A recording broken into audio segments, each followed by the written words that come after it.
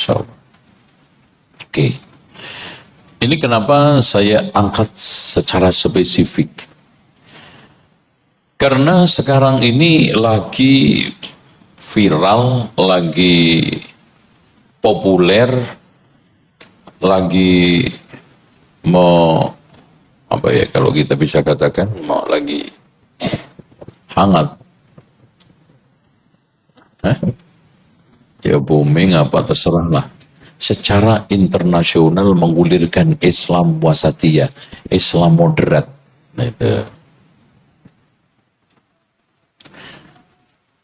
Alih-alih ingin jadi Islam moderat malah modern. Nah itulah. Karena landasannya ini, makanya di sini kita akan jelaskan umat poros tengah yang disebut dengan moderat, yang disebut dengan wasatiyah.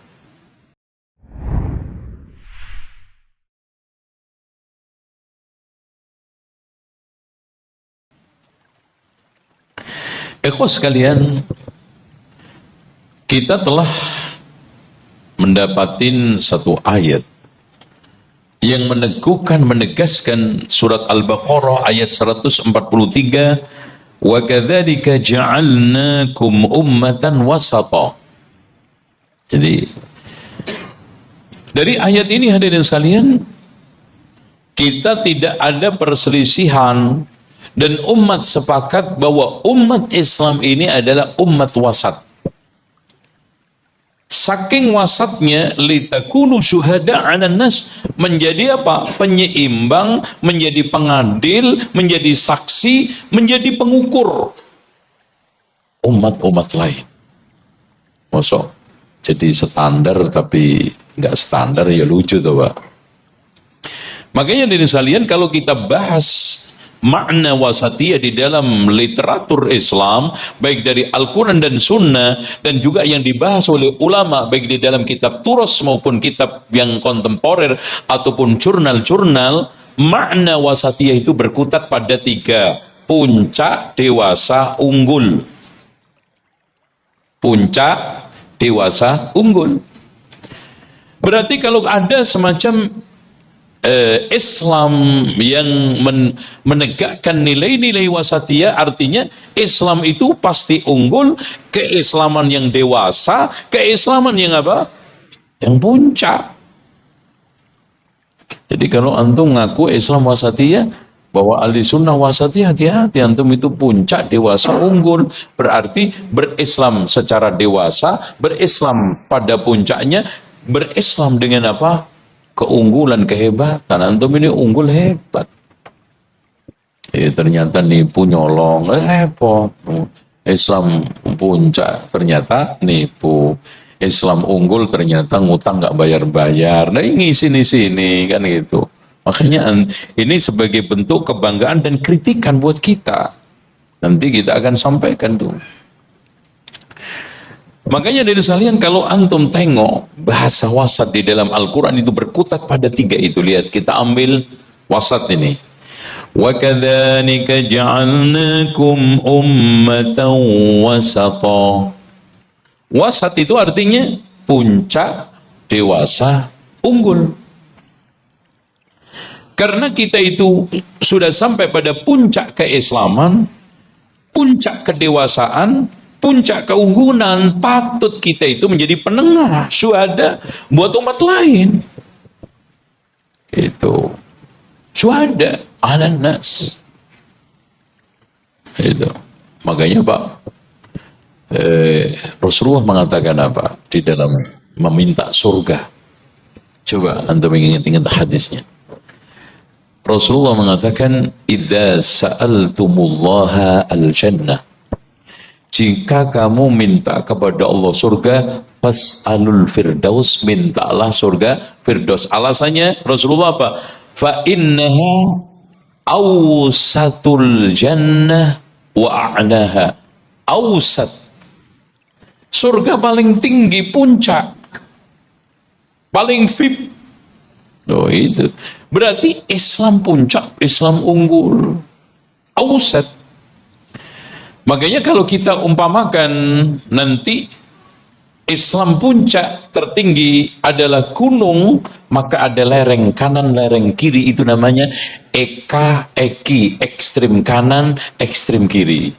Itu.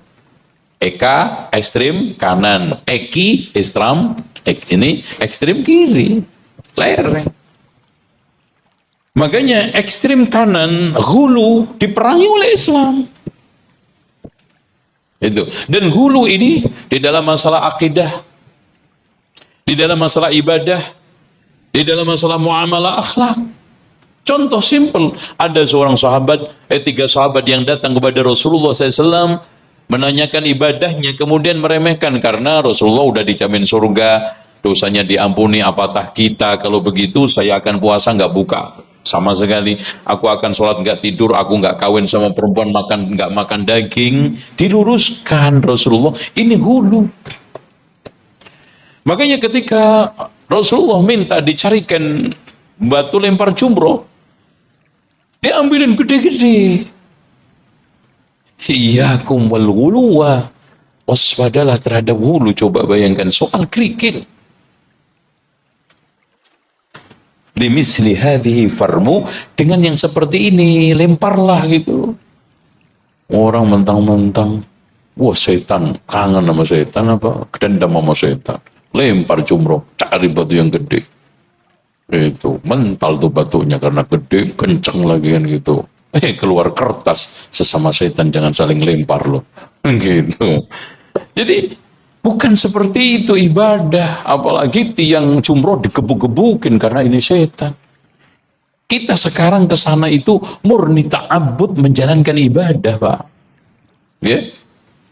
Nah, makanya di sekalian ummatan wasata, wasat. Di dalam ayat lain ada awsat tadi. Qala awsatuhum alam aqul lakum laula tusabbihun. Awsat ini orang yang waras, dewasa, sadar, awsat. Makanya ketika kita itu membayar kafarat min awsati ma tut'imuna ahlikum, carilah makanan yang tengah, nggak jelek, nggak juga terlalu baik. Berarti apa? Pucuk, dewasa, unggul. Nggak lereng kanan, lereng kiri. Nggak terlalu jelek, nggak terlalu baik. Awsat min ma tut'imuna ahlikum. Awsat. Makanya juga wasat ini diungkapkan dengan wusta. Makanya salat yang terbaik salat apa? Salatul wusta, salatul asri. Lihat, unggul. Salat yang paling unggul, paling baik apa? Salatul wusta, salatul asri. Walaupun ada khilafiyah di antara para ulama, itu bukan bahasan kita. Intinya yang kita ingin bahas di sini adalah makna wasat itu memberikan satu makna, bukan rendahan, bukan rusak, bukan kanan kiri yang rusak, yang jelek, tetapi unggul. Apa? Salatul wusta. Hafidhu ala salawati was salatil wusta wa qumu lillahi qanitin. Kan itu. Wusta. Dan subhanallah, satu kalimat lagi yang Allah hadirkan lebih top. Apa? Fawasatun nabihi jama'a. Wal 'adiyati dhabhan fal muriyati qadha فالمغيرات سبحا فأثرن به نقعا فوسطن به جمعا. Coba Allah bersumpah dengan pasukan kuda yang lihai, cakep, pengalaman perang, dan Masya Allah menyerang ke jantung pertahanan musuh. Fawasatna bihi jama'a. Kalau nggak pasukan Kopassus nggak mungkin. Berarti apa? Pasukan yang unggul, istimewa, bagus. Fawasatna bihi jama'a. Ngobrak-ngabrik. Ini musuh pada jantung pertahanannya. Fawasatna, tengah. Coba antum bisa, pasukan bisa masuk ke jantung pertahanan lawan, kemudian ngobrak-ngabrik. Emangnya pasukan ecek-ecek? Pasukan nggak pengalaman? Pasukan yang tidak memiliki keterampilan, keahlian? Nggak mungkin. Subhanallah, fawasatna. Allah gunakan untuk mengungkapkan pasukan yang terlatih baik, yang pengalaman, yang memiliki berbagai macam keahlian, bisa masuk ke jantung pertahanan musuh. Dan bukan hanya masuk, terus disembelai, ngobrak-ngabrik pasukan musuh. Fawasatna bihi jam'a. Itu, Masya Allah. Berarti ketika kita bahas masalah wasatiyah, moderat itu maknanya tadi. Bukan moderat itu, Mas, yang moderat dong. Masa begini aja nggak boleh? Aduh. Jadi di masyarakat itu kalimat moderat itu udah modar. Parah, rusak. Larang, Mas, jangan musik-musikan. Pak, yang moderat dong. Jangan terlalu ekstrim. Loh, kok kita yang jadinya ekstrim? Itu. Masa begini aja nggak boleh? Kan gitu. Itu. Diundang tetangga, tahlilan, selamatan, menunjukkan sikap, Pak, Islam jangan keras banget lah, ekstrim lah. Ya, bermasyarakat, yang moderat dong, Pak. Masa hanya diundang tetangga untuk bersosial aja nggak datang, tuh lihat. Jadi di tengah masyarakat kalimat wasatiyah, ungkapan moderat itu sudah apa? Kacau banget. Sudah tidak pada tempatnya. Kalau kita masuk tadi lewat ungkapan Al-Quran, wasat, ausat, wusto, dan wafawasat nabihi jamaah, itu puncak dewasa unggul. Artinya apa? Islam puncak tertinggi, Islam kedewasaan, Islam yang unggul. Makanya mereka di samping wakadzalika dijuluki oleh Allah wasat, umat kuntum khaira ummatin. Dan umat ya kuntum khaira ummatin ukhrijat linnas, apa cirinya? Ta'muruna bil ma'ruf wa tanhauna 'anil munkar wa tu'minuna bil liyad. Jadi kalau kita kaitkan ummatan wasaton, umat wasatiyah, umat moderat adalah umat yang kuntum khaira ummatin, perilaku utamanya amar ma'ruf nahi munkar, iman kepada Allah. Itu. Ini kalau bicara masalah umat poros tengah, umat wasatiyah. Makanya coba lihat, kita tengok nih hadis Rasulullah. Kunna julusan, halaman 34. Kunna julusan 'inda Nabi sallallahu alaihi wasallam.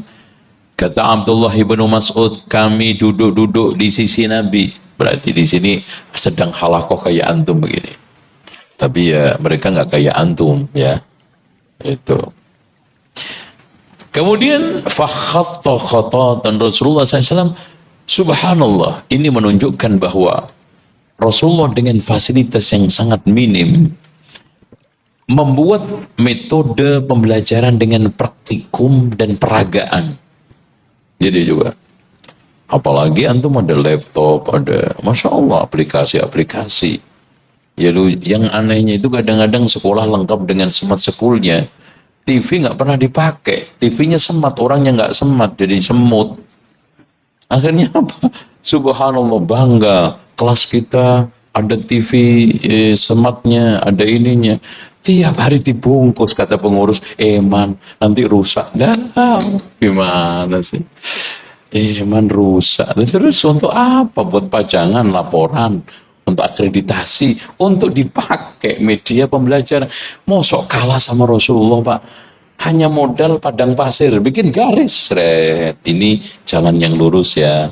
Ini namanya siratal mustaqim, wasat. Jadi kalimat wasat itu maknanya berkutat. Wasat itu di dalam bahasa lain akhirnya apa? Tawassut, tengah, tawazun, seimbang, i'tidal, apa? Teguh, dan tasamuh, toleran.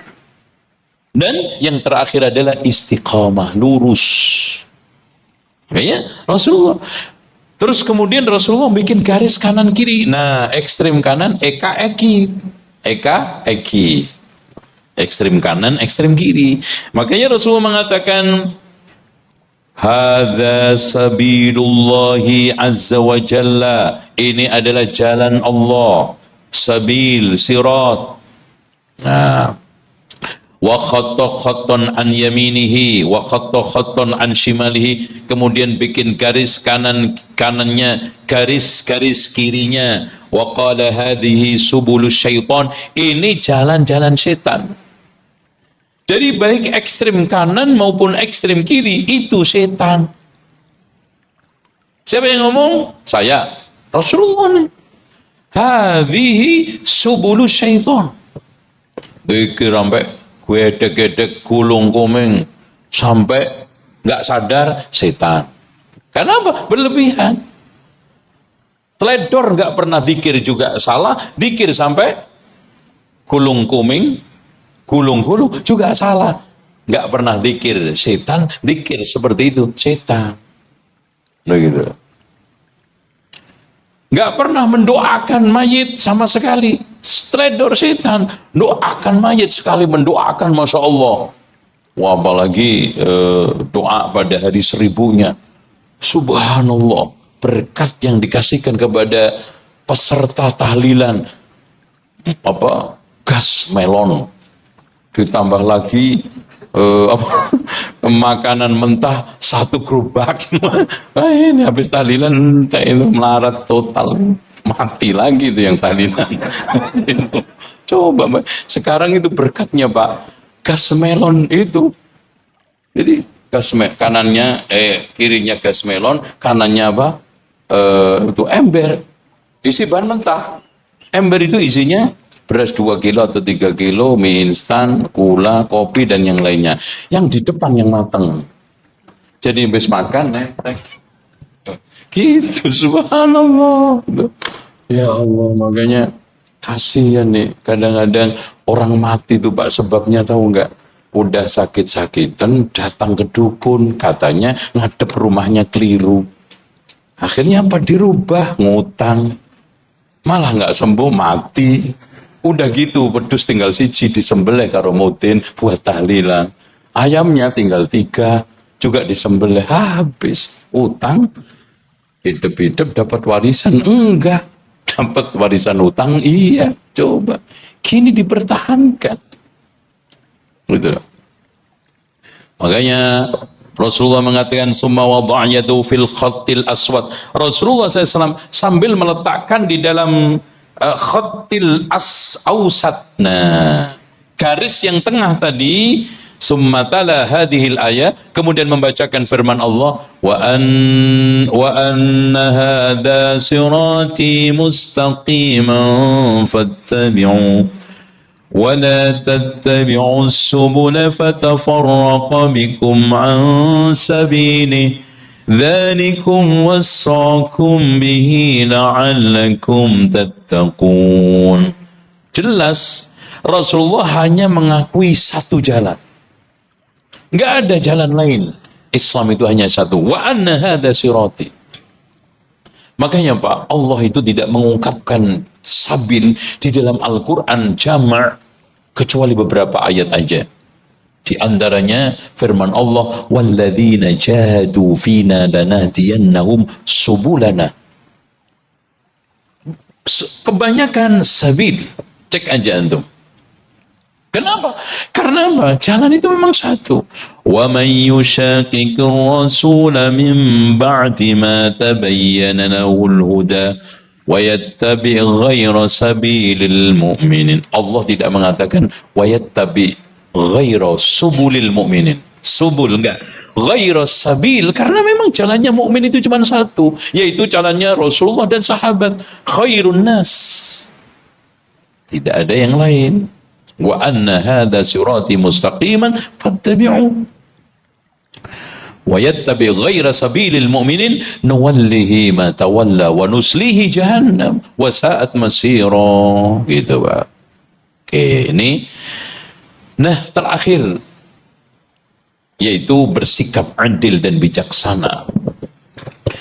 Ikhwah sekalian, kita kadang-kadang dituduh Islam ekstrim, garis keras, apalagi ya, kelompok tertutup, apa terus lagi, nggak lumrah, nggak wajar, apa lagi di sini. Wah, macam-macam lah, sampai nggak bisa dihitung sama kamus bahasa KBBI. Titel-titel itu mereka karang sendiri, mereka kasih dugaan-dugaan sendiri, kemudian dilemparkan gitu aja. Bukan suatu titel yang memang ada konsekuensi ilmiahnya. Contoh Dr. Andes, MA, terus apa lagi? Doktor, profesor. Itu Wahabi, apa ya konsekuensi ilmiahnya? Nggak ada. Islam nggak lumrah, apanya yang nggak lumrah? Itu. Coba bayangkan, apa lebih nggak lumrah orang yang sekarang ini telanjang, itu, yang perempuan jadi laki, yang laki jadi perempuan, lumrah nggak itu, Pak? Laki sama laki cium-ciuman, lumrah nggak tuh? Perempuan sama perempuan kawin, coba lihat, lumrah nggak? Coba bayangkan dengan mudah mengatakan kepada kita Islam nggak lumrah. Itu pernah anak saya didakwah di kampung, kayaknya memang udah direncanakan, didatangin preman lagi mabuk, mungkin untuk memberanikan ketemu saya, mabuk dia. Dia ngomong dia, Pak, Bapak ini Islam apa sebetulnya? Lah Bapak mabuk itu Islamnya apa? Gitu. Pulang dia. Itu jadi karena orang mabuk itu kan sangat nggak tahan dengan suara hentakan. Makanya psikologi pemabuk saya pakai dengan gitu. Pulang langsung. Bapak Islam nggak lumrah. Lah Bapak lumrahnya gimana? Tolong sebutin. Pulang dia. Karena dengan kita, ya ayyuhalladzina amanu kunu qawwamina lillah. Jadi ketika kita itu menegakkan, meneguhkan lillah, syuhada bil qisti, wala yajrimannakum syana'anu qaumin ala alla ta'dilu, i'dilu huwa aqrabu littaqwa. Makanya orang yang paling adil itu adalah orang yang bertakwa. Selesai ya Pak. Karena apa? Makin orang itu bersikap adil, makin dekat dengan ketakwaan. Berarti siapa orang yang bertakwa paling adil? Allah mengatakan kok, i'dilu huwa aqrabu littaqwa. Masya Allah. Berarti orang yang paling zalim adalah orang yang tidak bertakwa. Makanya Pak, Allah ketika memberikan ciri daripada wali Allah apa? Ala inna awliya Allah, dan wali Allah itu wali yang apa? Pelin apa? Dekat, terus kemudian dicintai. Masa rusak? Masa nggak waras? Wali Allah gendeng, wali murid aja gendeng, diusir dari sekolah. Itu. Ya gimana Pak? Untuk punya sekolah, wali muridnya gendeng. Pak jangan ikut rapat komite Pak. Loh, rapat komite aja dianulir karena wali muridnya gendeng. Nah ini wali Allah gendeng. Itu apalagi wali nikah gendeng. Coba mobil saya terima nikahnya itu repot, berantakan nanti kawannya repot. Wali nikahnya gendeng. Gitu. Makanya Allah memberikan definisi wali Allah itu, ala inna awliya Allahi la khawfun alaihim wa lahum yahzanun alladzina amanu wa kanu yattaqun. Iman takwa itu landasan utama kita itu apa? Kebaikan. Makanya orang yang paling adil adalah orang yang bertakwa. I'dilu huwa aqrabu littaqwa. Makanya Pak, kalau antum cek dengan baik Al-Quran dan Sunnah, puncak seluruh karir beragama, karir ibadah adalah takwa. Lihat firman Allah, ya ayyuhan nasu ubudu rabbakumul ladzi khalaqakum wal ladzina min qablikum la'allakum tattaqun. Ya ayyuhalladzina amanu kutiba alaikumus siyamu kama kutiba 'alal ladzina min qablikum la'allakum tattaqun. Karena takwa itu puncak karir orang itu beragama. I'dilu huwa aqrabu littaqwa. Sementara Allah menilai juga manusia terbaik siapa? Inna akramakum indallahi atqakum. Udah, jadi apa? Sinkron semua Pak. Jadi nggak ada sekarang pecah belah. Karena ayat ini diturunkan dari satu cahaya, miskah, yaitu Allah. Makanya nggak ada yang satu dengan yang lainnya benturan.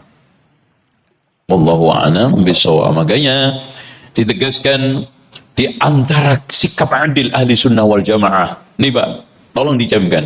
Kalau ada persengketaan, perselisihan, dikembalikan kepada Allah dan Rasulnya. bukan fulan-fulana. Ini di antara sikap yang tidak dimiliki oleh semua orang termasuk ahli bid'ah. Mereka kembalikan ke tahayulnya, mereka kembalikan ke khurafatnya, mereka kembalikan ke tokohnya, mereka kembalikan ke budaya adatnya. Wah, ini nggak sesuai dengan budaya kita. Tapi ahli sunnah yang adil, fa in tanaza'tum fi syai'in farudduhu ila Allahi war Rasul in kuntum tu'minuna billahi wal yawmil akhir. Ganteng itu ahli sunnah. Jadi kalau berselisih itu bukan dikembalikan kepada nafsu masing-masing, perasaan masing-masing, apalagi ADART ormas. Contoh, melihat bulan. Nah ini, Pak, kenapa ketika mereka itu menentukan gerhana matahari dan bulan presisi, giliran menentukan awal akhir Ramadan, astagfirullahaladzim, kayak bulan itu ada 6. Bulannya satu, mataharinya satu, buktinya ketika gerhana matahari tepat, gerhana bulan tepat, nggak ada ormas yang berselisih. Kenapa, Pak?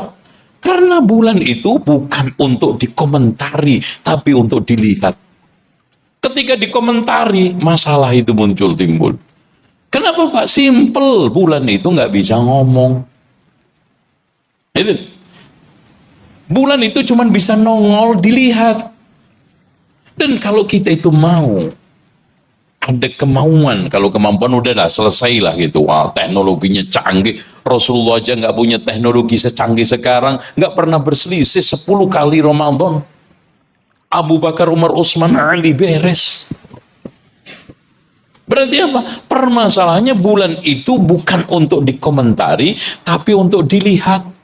Dan kita juga tidak usah membentur-benturkan, hisab dipakai untuk alat bantu. Kira-kira nanti silakan ngomong sebelum 3 bulan, 4 bulan, 5 bulan.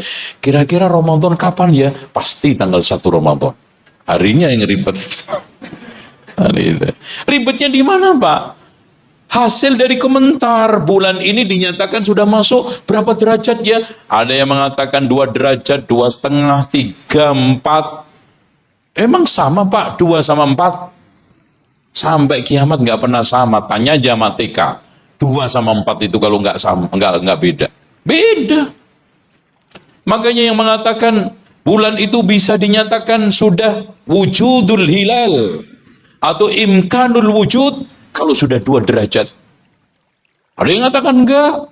Imkanul wujud itu kalau sudah 2,5. Oh enggak mungkin bisa dilihat kalau enggak 3 derajat. Makanya saya itu sangat setuju banget, anak tambahi banget pernyataan MUI yang mengatakan haram mengikuti Idul Fitri selain pemerintah. Haram. Kenapa lo harus minta maaf? Gara-gara netizen. Haram. Kenapa? Yang mengharamkan Rasulullah. Di mana Rasulullah mengatakan as-saumu yauma yasumun nas wal fitru yauma yuftirun nas wal adha yauma yudahhin nas. Berpuasa bersama hari orang berpuasa, berhari raya Idul Fitri bersama orang berhari raya Idul Fitri, dan berhari raya Idul Adha bersama.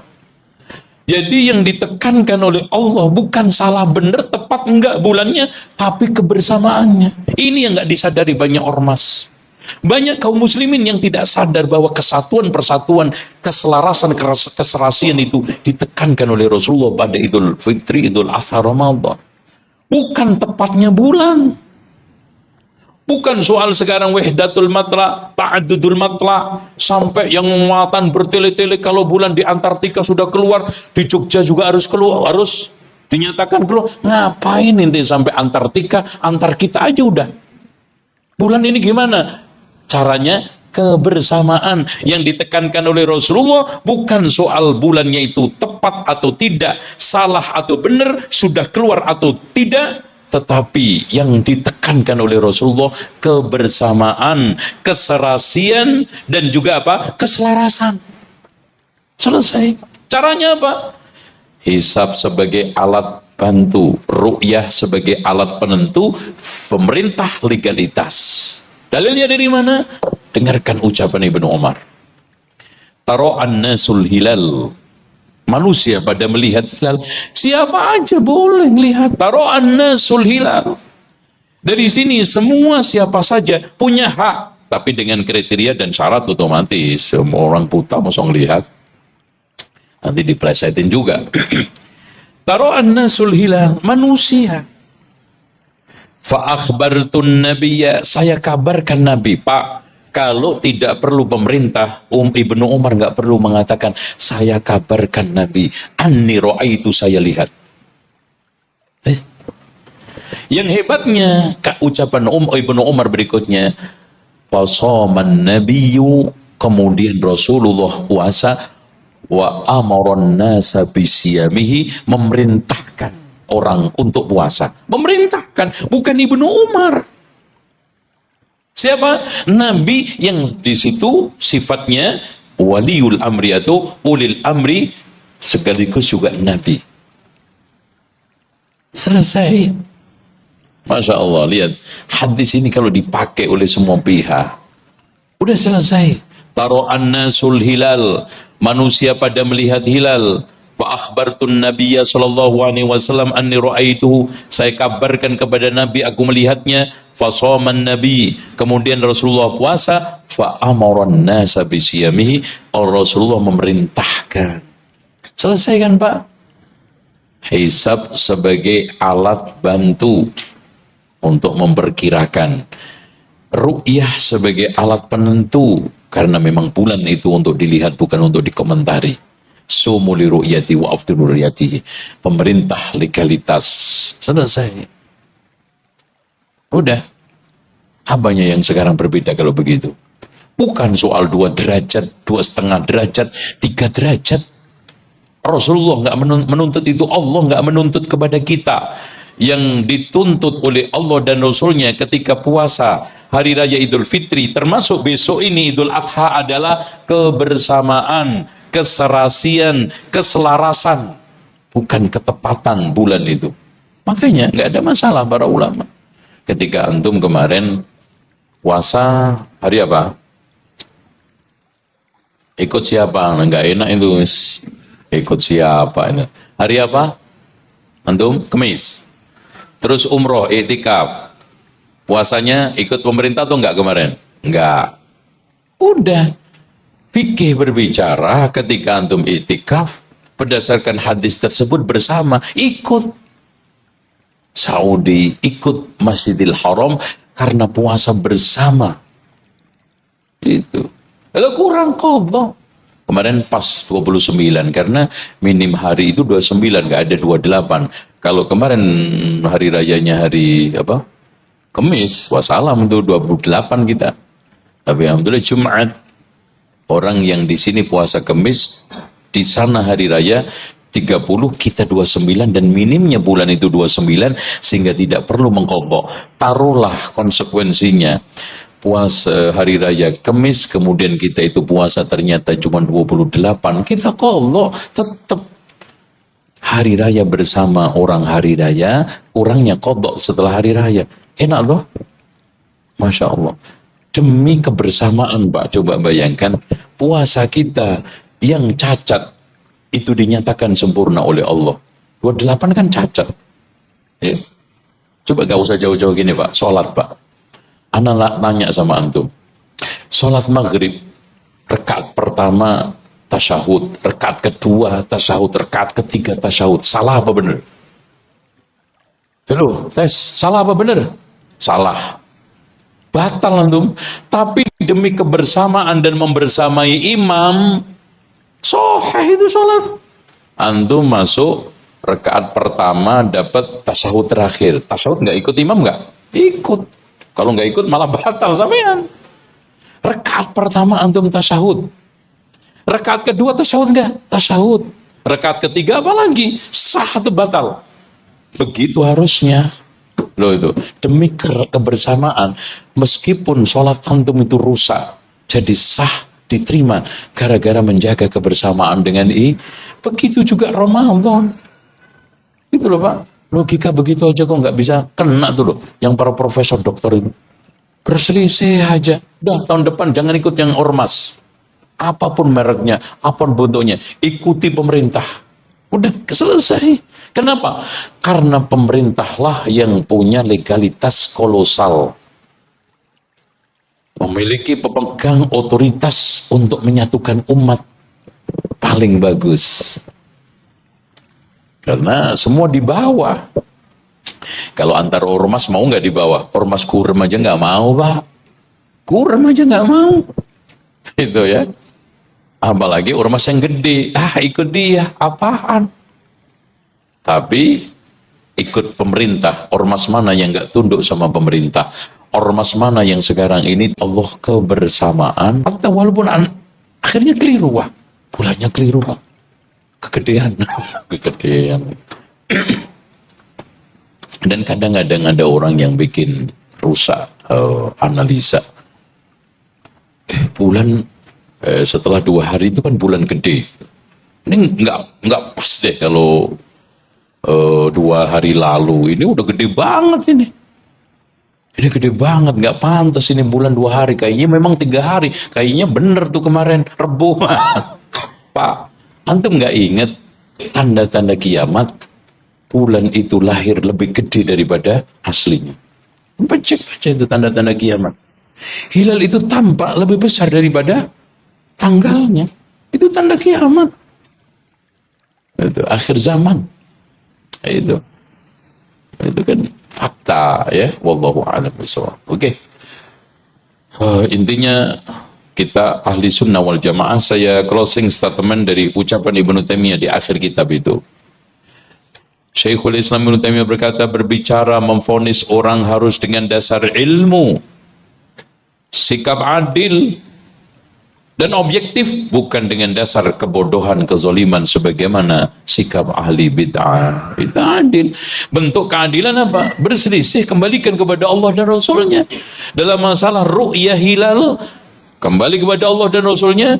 Allah dan Rasulnya mendahulukan, mengutamakan kesatuan, persatuan, keselarasan, keserasian. Tuh, Masya Allah. Dan itu yang paling meminimalisir persatuan pemerintah. Oke. Bukan zolim, bodoh, perasaan. Dia dasar-dasar yang ringkih, yang tidak ilmiah itu. Ya, wallahu a'lam bishawab. Baik. Saya kira itu. Mungkin ada yang tanya, silakan. Assalamualaikum warahmatullahi wabarakatuh. Sampai jumpa kembali di World Islam Channel.